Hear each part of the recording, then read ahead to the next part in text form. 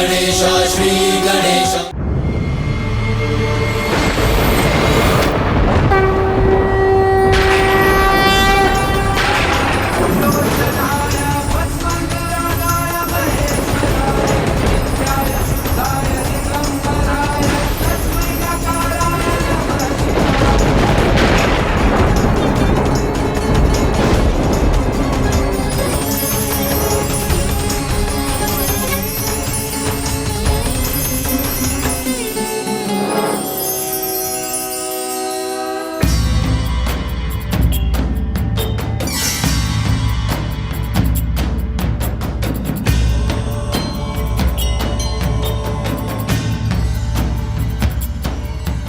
ये अवश्य अंग्रीष गोत्रीय ब्राह्मण ही होंगे, जिनका आभा मंडल ही इतने भव्य प्रकाश से सुशोभित हैं।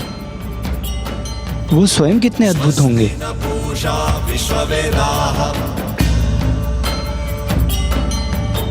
स्वस्ति नस्तारक्षो अरिष्टनेमि स्वस्ति नो बृहस्पतिर्दधातु मानस्तोके शान्तिरेधिः सुशान्तिर्भवतु।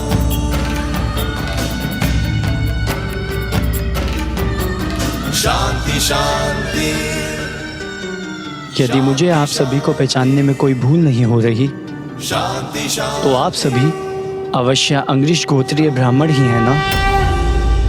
इस संसार में एकमात्र आप ही हैं जिन्होंने सर्वाधिक पुण्य अर्जित किया है।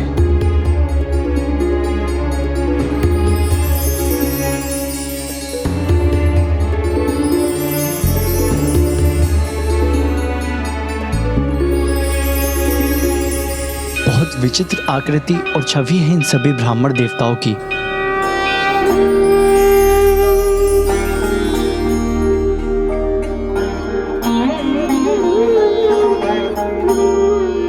मेरा प्रणाम स्वीकार कीजिए।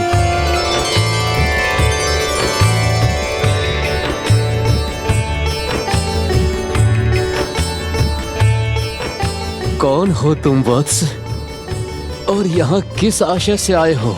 हे महात्माओं, मैं नभग हूँ, मनुश्राद्ध देव का पुत्र। मैं अपने पिता की आज्ञा से आपके यज्ञ में सहायता कर आप सभी की अनुमति से यज्ञ संपन्न होने पर उसके अवशिष्ट को अपने साथ ले जाने आया हूँ।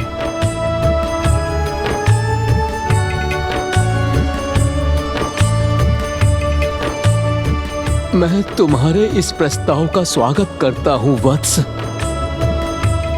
और हमारे यज्ञ के संपूर्ण होने के बाद उसका अवशिष्ट ले जाने की अनुमति देता हूँ।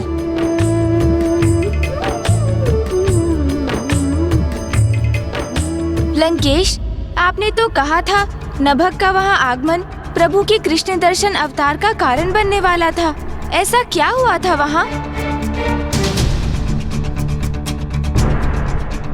नभग से एक भूल तो हुई थी गौरी पुत्र।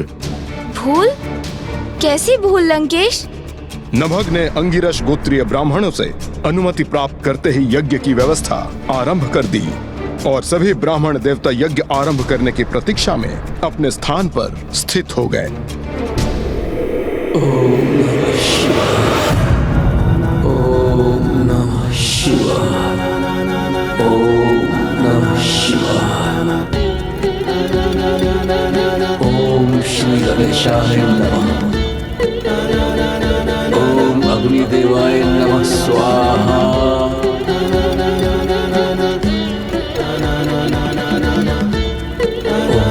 नमः शिवाय, ओम नमः शिवाय।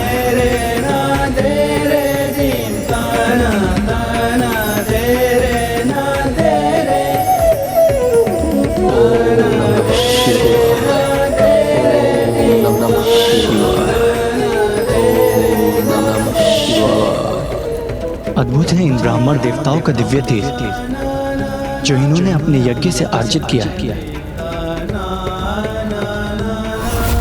वत्स नभग,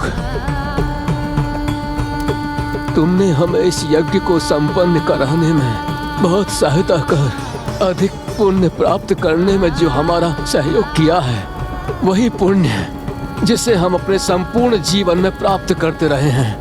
हमने इस यज्ञ से जिस परिणाम को प्राप्त करने की कामना की थी वो हमें प्राप्त हो गया। अब तुम भी इस यज्ञ के अवशिष्ट को प्राप्त कर सकते हो। लंकेश, इस संपूर्ण घटनाक्रम में नभक से कोई भूल कहाँ हुई? उन्होंने तो यज्ञ भलीभांति संपन्न करवाने में ब्राह्मण देवताओं की सहायता की।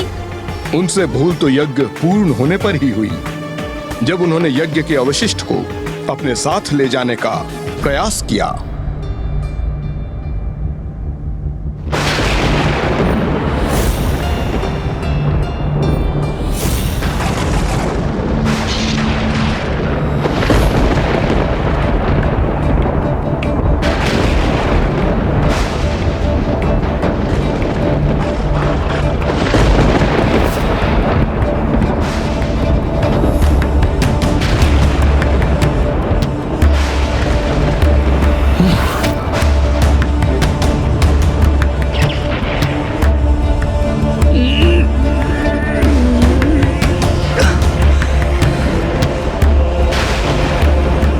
ये क्या हो रहा है? मैं इसे उठाने में असमर्थ क्यों हो रहा हूँ?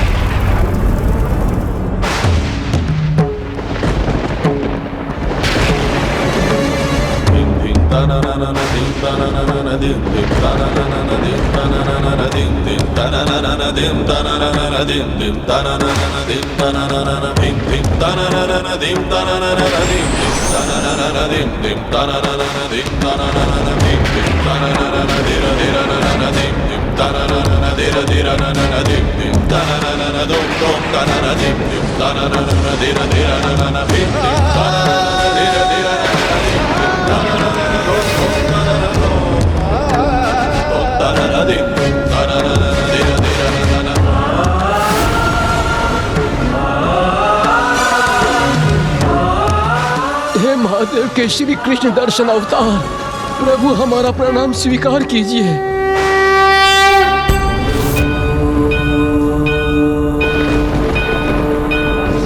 महादेव, प्रणाम महादेव।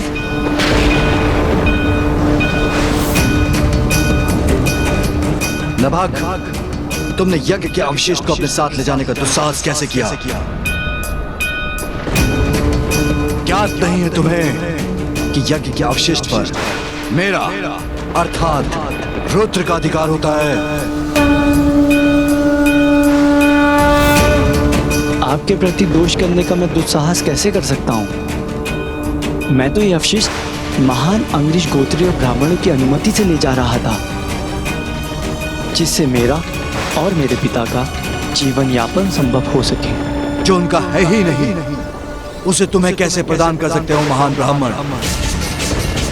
क्योंकि प्रजापति दक्ष ने यज्ञ के अवशिष्ट पर मेरा अधिकार स्थापित किया है। क्षमा करें प्रभु, यज्ञ के अवशिष्ट पर आपका अधिकार है, अर्थात प्रभु रुद्र का अधिकार है, परंतु आज से पूर्व इसे कोई भी अपने साथ नहीं ले जाता था, इसलिए हमने नभक को इसे अपने साथ ले जाने की अनुमति प्रदान कर दी। हमें क्षमा करें प्रभु। हे महाप्रभु, इसमें ब्राह्मण देवताओं का ही नहीं, एकमात्र मेरा दोष है। किंतु अवशिष्ट की मांग तो मैंने ही की थी। हे परमेश्वर, हे देवों के देव, हे पशुपतिनाथ, यज्ञ के अवशिष्ट पर ही नहीं अपितु संसार के कण कण में आप उपस्थित हैं।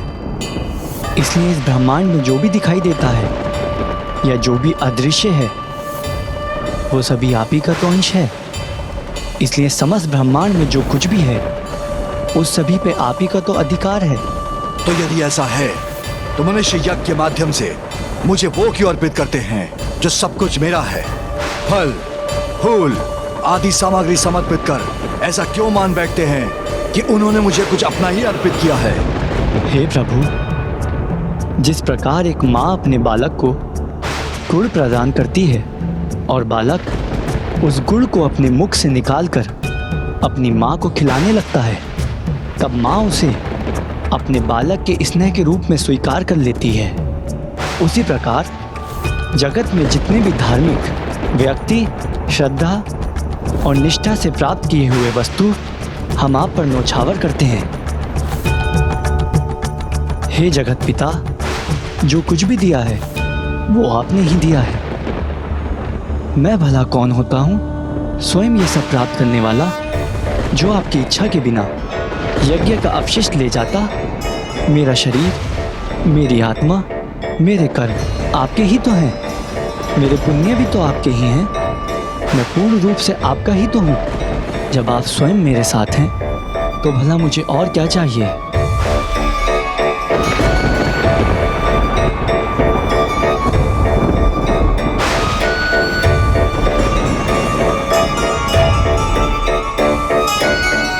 नभग, तुमने कितनी सरलता से बिना किसी दुविधा के उस यज्ञ के अवशिष्ट के प्रति आसक्ति का त्याग कर दिया, जिसके इतने श्रम के परिणाम स्वरूप तुमने प्राप्त किया था। और तुम्हारे ही समान सभी को यह सदा स्मरण रखना चाहिए कि जब कोई मनुष्य किसी वस्तु पर अपना ही पूर्ण रूप से अधिकार मान लेता है, तब उसे सत्य का बोध कराने हेतु भगवान स्वयं उससे छीनने के लिए विवश हो जाते हैं। किंतु जिस प्राणी ने संसार में जो कुछ भी है उसके साथ स्वयं को भी मेरा मान लिया है, तो फिर स्वयं संसार की प्रत्येक वस्तु स्वतः ही उसे प्राप्त हो जाती है। इसलिए जो मेरा है वो तुम्हारा भी है। इसलिए तुम इस यज्ञ का अवशेष अपने साथ ले जा सकते हो पुत्र नभग।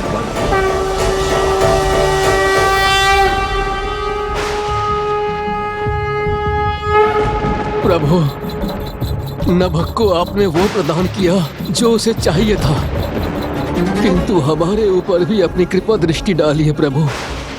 हम दीर्घ काल से जिसकी कामना कर रहे हैं उसकी हमें प्राप्ति क्यों नहीं हुई? हमें मुक्ति क्यों नहीं मिल रही प्रभु? हमारी वृद्ध अवस्था की इस चरम अवस्था में भी हमारी आयु समाप्त क्यों नहीं हो रही है प्रभु?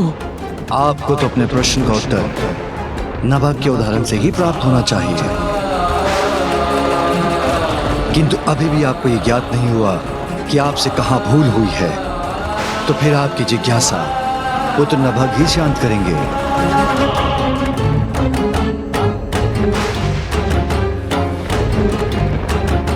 हे ब्राह्मण देवता, मुझे क्षमा कीजिए, किंतु ये मेरा कहना आवश्यक है कि आपकी इस दशा का कारण आपकी आसक्ति है।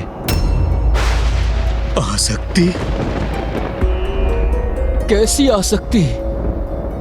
पुत्र, हमारे पास है ही क्या जिससे हम आसक्त हो सके? पुण्य, वो पुण्य जो आपने आज तक अर्जित किए हैं, उनके प्रति आसक्ति भाव रखने के कारण आपने प्रभु को समर्पित नहीं किया।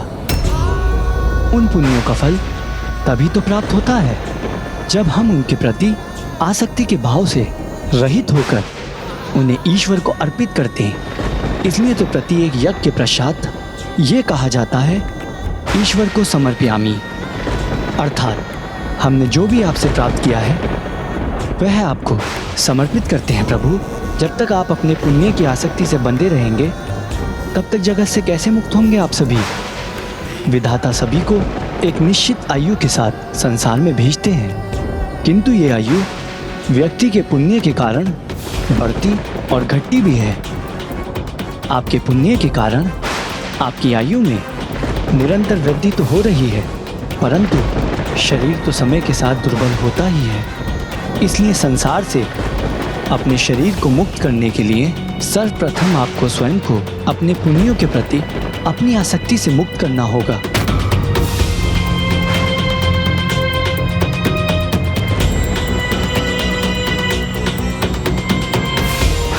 हे प्रभु, नभक ने अपने शब्दों से हमारे ज्ञान चक्षु खोल दिए हैं।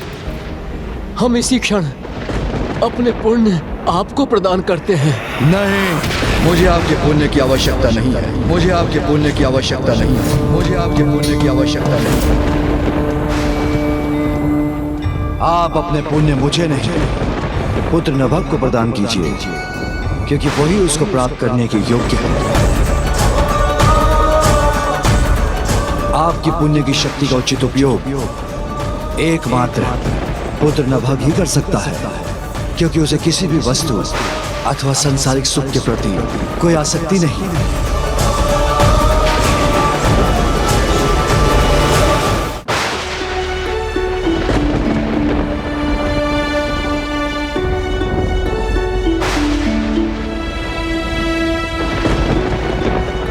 हम अपने सभी पुण्य नभक को प्रदान करते हैं।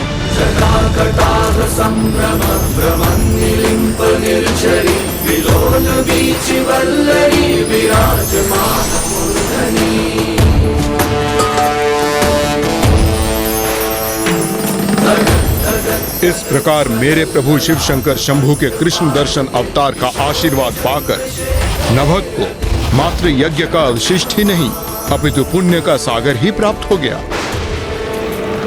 इस पुण्य के प्रति भी उनकी कोई आसक्ति नहीं थी, इसलिए पलक झपकते ही जिसके पास कुछ भी नहीं था उसने सब कुछ प्राप्त कर लिया और वो चक्रवर्ती राजा बन गए।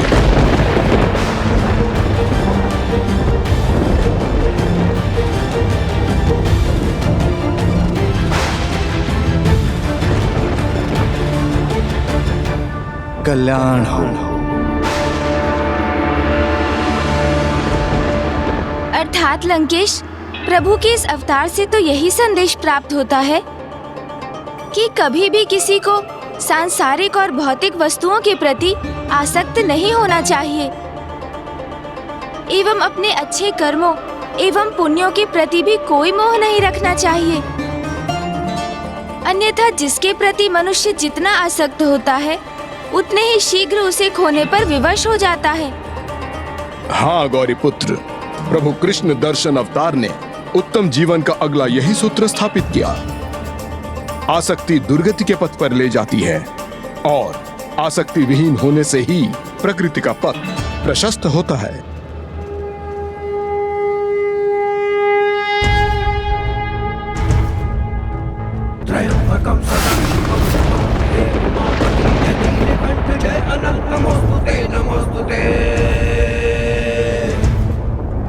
हो भोलेनाथ भक्तों के हो कष्ट से निवारते, ये सृष्टि सारी संकटों से मिलती है उबारते। ओम नमः शिवाय, ओम नमः शिवाय, ओम नमः शिवाय, ओम नमः शिवाय, ओम नमः शिवाय, ओम नमः शिवाय। जब राज्य विभाजन किया भाइयों को कुछ भी ना दिया, आज्ञा से पिता की ब्राह्मण यज्ञ को संपन्न किया। अवशिष्ट धन नभक को दे के ब्राह्मण जब चले गए, तब शिव जी वहां कृष्ण दर्शन रूप ले प्रकट हुए। ओम नमः शिवाय, ओम नमः शिवाय, ओम नमः शिवाय, ओम नमः शिवाय। प्रणाम प्रभु। प्रणाम प्रभु। कल्याण हो।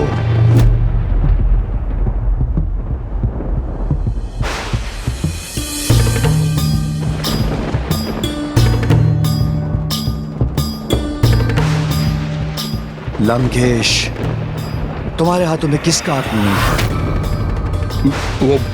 वो प्रभु। बताओ लंकेश, किसका है ये आत्मलिंग?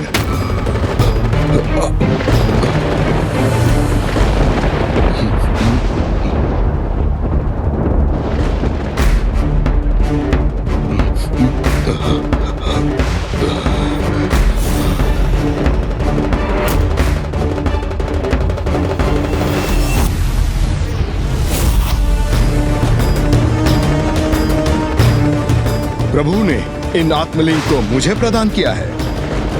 अपनी तपस्या से मैंने इन्हें अर्जित किया है, इसलिए ये मेरे हैं। हाँ प्रभु, ये मेरे ही हैं। अनेकों बाधाएं आई मेरे मार्ग में, किंतु मैंने इन्हें नहीं खोया। ये मेरे हैं, मेरे प्रभु। इन्होंने स्वयं आसक्ति पर आधारित प्रभु के अवतार की कथा सुनाई है, फिर भी प्रभु के आत्मलिंग के प्रति अपनी ही आसक्ति से मुक्त नहीं हो पा रहे हैं। ये तो ज्ञात है ना आपको कि आसक्ति से ही दुर्गति है।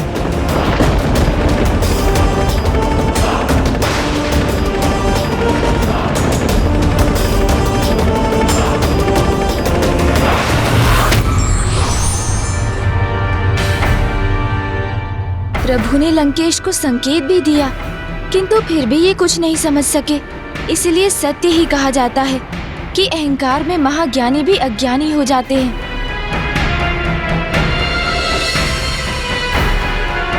गौरी पुत्र, हमारे पास यहाँ रुकने का समय नहीं है।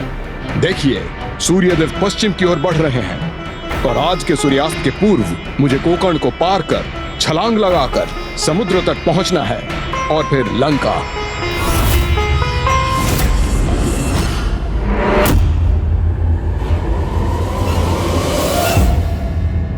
अब मेरे पास बहुत कम समय शेष है, तो अब मुझे अधिक जल प्रदान करना होगा इन्हें, तभी मेरी योजना सफल हो सकेगी। लंकेश, जल ग्रहण कीजिए।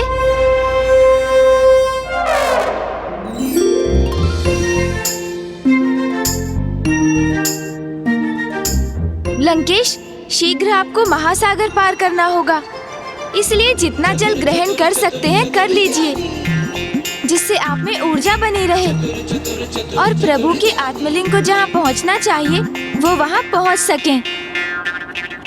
रुकिए मत लंकेश, और जल ग्रहण कीजिए, करते जाइए, तभी तो वो होगा जो मैं चाहता हूँ। क्या क्या चाहते हैं आप गौरी पुत्र? ओह, ये तो कदाचित बहुत बड़ी भूल हो गई मुझसे।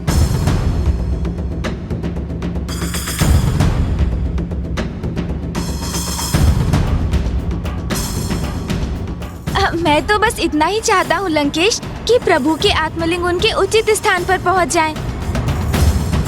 किंतु उसके पूर्व आप मुझे प्रभु के अन्य अवतारों की कथा भी अवश्य सुना दें।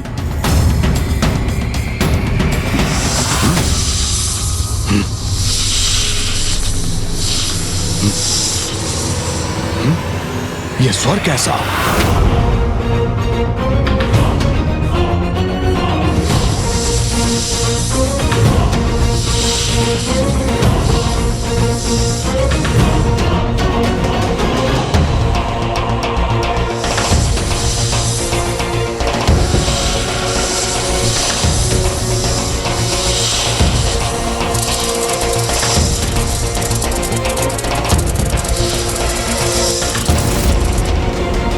मुझे इस गिलहरी की सहायता करनी चाहिए।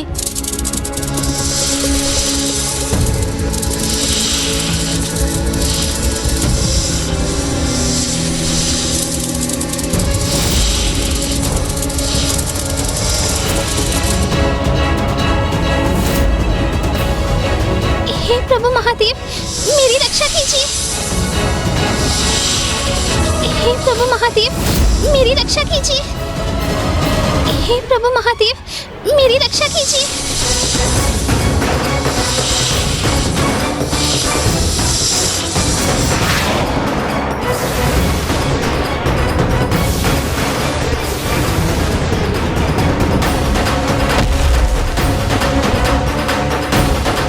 तुम सभी सर एक साथ आए, फिर भी मुझे कोई क्षति नहीं पहुंचा सके ना। मेरी गति, मेरी सूझबूझ से स्वयं की रक्षा कर ली मैंने। स्वयं की रक्षा कर ली मैंने। स्वयं की रक्षा कर ली मैंने।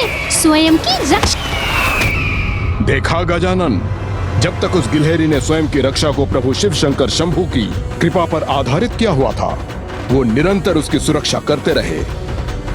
किंतु जैसे ही उस गिलहरी में अहंकार का समावेश हुआ, और उसे ऐसा प्रतीत होने लगा कि वो स्वयं ही अपनी रक्षा कर रही है। तब वो प्रभु की कृपा से वंचित हुई, वो काल का ग्रास बन गई। जब आप स्वयं को ही सब कुछ अर्थात अपने भाग्य के कर्ता धर्ता मानने लगते हैं तो ईश्वर का साथ छूट जाता है। तो आप ये कहने का प्रयास कर रहे हैं लंकेश कि जो ईश्वर पर विश्वास रखकर सदा उन्हें अपने साथ रखते हैं, ईश्वर भी सदैव उनके साथ रहते हैं। उचित कहा गौरी पुत्र।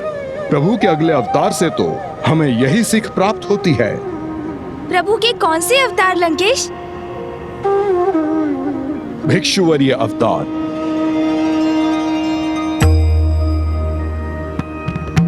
मैं प्रभु के इन अवतार की कथा सुनने के लिए अति उत्सुक हूँ। लीजिए लंकेश, जल से अपना कंठ तर कर लीजिए और फिर प्रारंभ कीजिए उनकी कथा।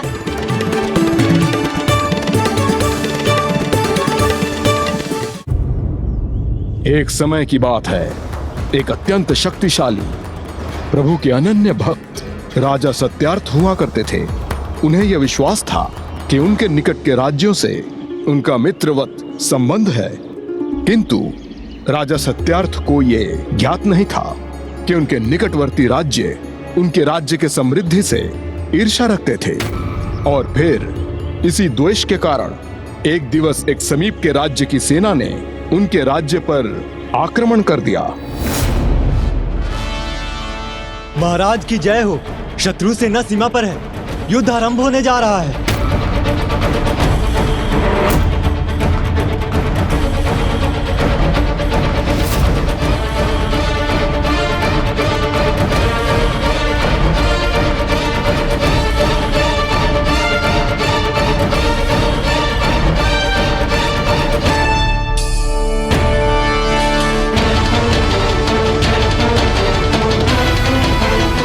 स्वामी, विजयी होकर लौटिएगा। और राजा सत्यार्थ बिना युद्ध के लिए तैयार अवस्था में ही युद्ध भूमि की ओर प्रस्थान करने पर विवश हो गए और दुर्भाग्यवश वही उनका अंत भी हुआ।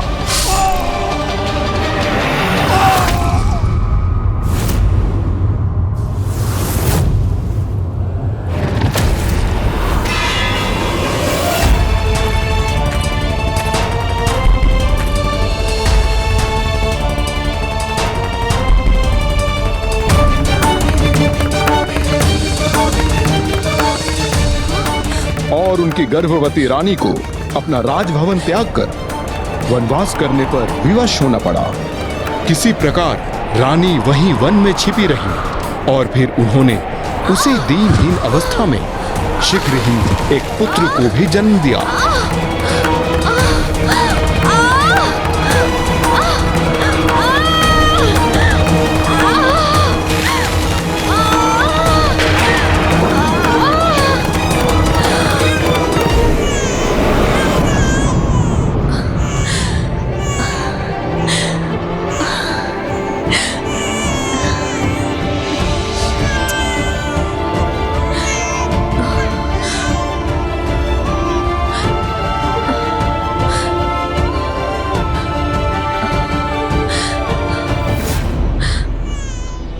कैसी अभागन हूं मैं।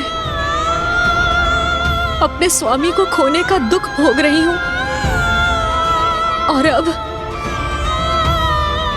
इस राजमहल के स्थान पर अपने पुत्र को इस निर्जन वन में जन्म देने पर बेवश हुई हूं मैं। किंतु ये तो प्रभु महादेव की ही कृपा है कि इतना सब होने के उपरांत भी तुम मेरी बाहों में सुरक्षित हो मेरे पुत्र। प्रभु की कृपा के बिना ये कदापि संभव नहीं था।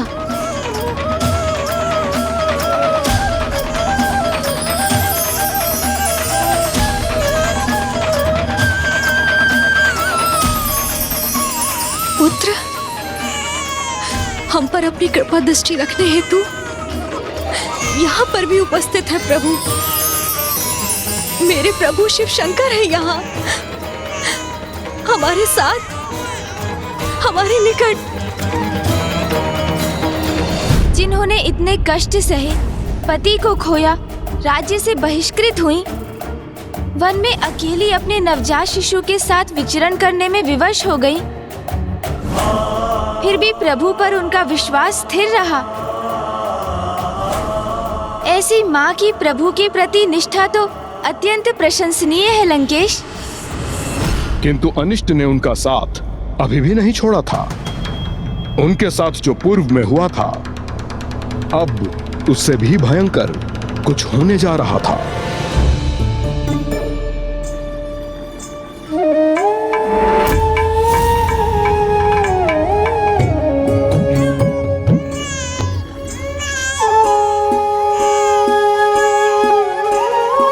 देखो पुत्र, अब तुम्हारे पिता तो नहीं, किंतु तुम उनके अभाव से कभी प्रभावित मत होना। सदा जगत पिता महादेव में विश्वास रखना, प्रभु भोलेनाथ में आस्था रखना, क्योंकि अब वो ही तो तुम्हारे पिता हैं। वो सदा तुम्हारी रक्षा करेंगे। पुत्र, अब हम तुम मिलकर प्रभु महादेव की आराधना करेंगे, किंतु उसके पूर्व तुम्हारी माँ को स्नान करना होगा।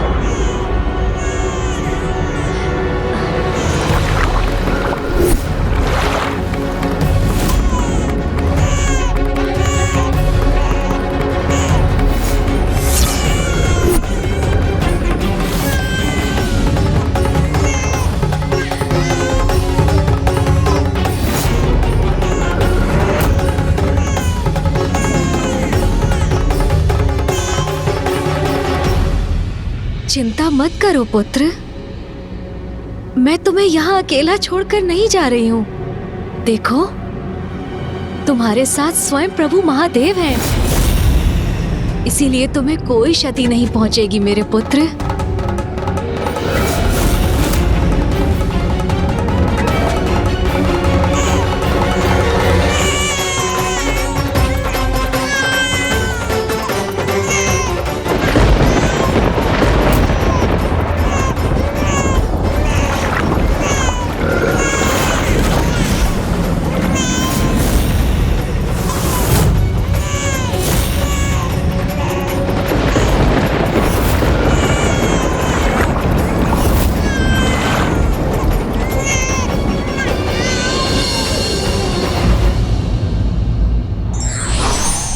व्यक्ति को सांसारिक वस्तुओं के प्रति आसक्ति नहीं रखनी चाहिए, क्योंकि आसक्ति से मुक्त होकर ही मनुष्य ईश्वर के समीप हो सकता है।